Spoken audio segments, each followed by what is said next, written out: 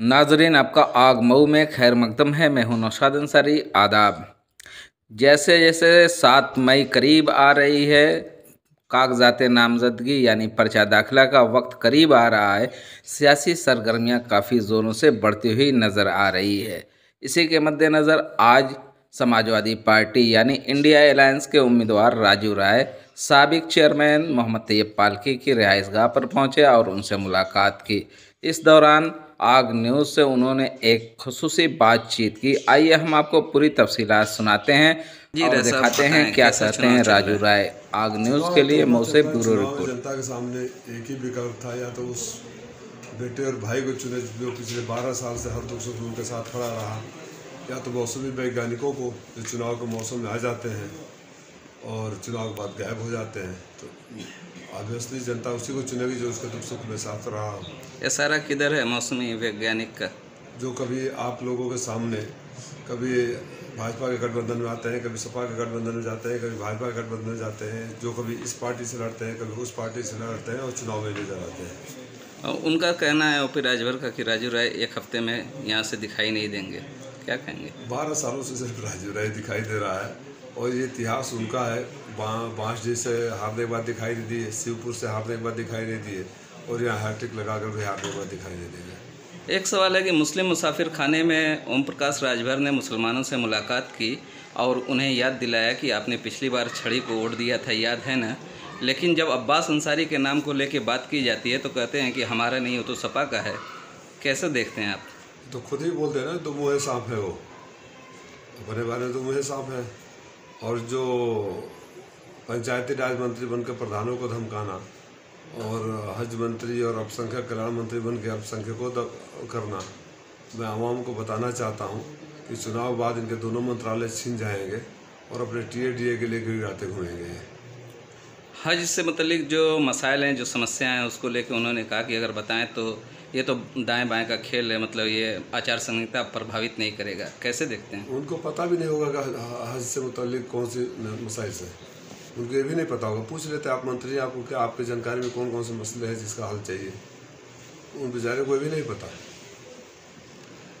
BJP की जिस तरीके से इस वक्त फजीहत हो रही है पूरे देश में, चुनाव किस तरफ नज़र आ रहा है आपको? क्योंकि एक मामला अभी कोविशील्ड का आया, उसके पहले आप रेवन्ना का मामला देख ही रहे हैं, कैसे भगा दिया मुल्क से।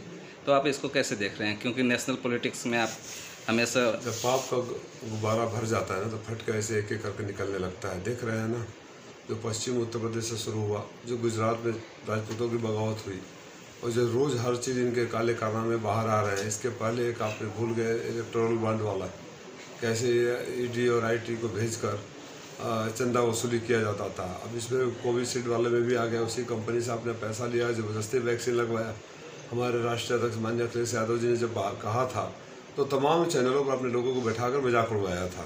अब सबकी बोलती बंद है। जो लोग चंदे के लिए खतरनाक वैक्सीन को, जिसको उस समय देश के दुनिया के कई यूरोपियन देशों में बैन कर दिया गया था, लगवा रहे थे, इसकी जिम्मेदारी कौन लेगा? हाँ, उन लोगों से पैसे लिए, चंदे लिए और लगवा रहे थे।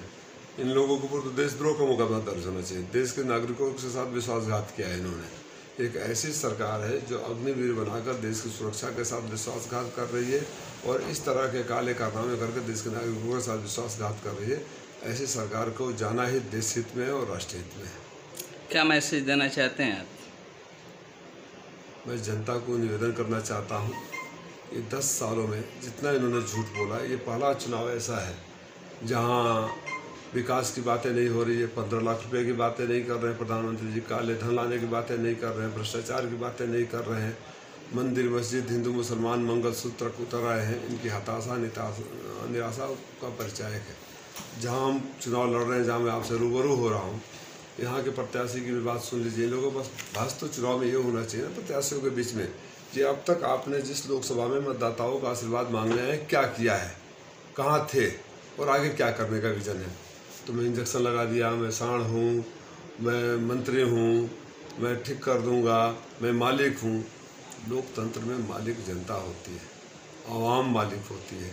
जो अपने को मालिक समझने लगते हैं उसको जनता ज़मीन पर लटका देती है। ओम प्रकाश जी इल्ज़ाम लगाते हैं एक परिवार का कि 5-5 लोग लड़ रहे हैं, दूसरे यादों का क्या होगा।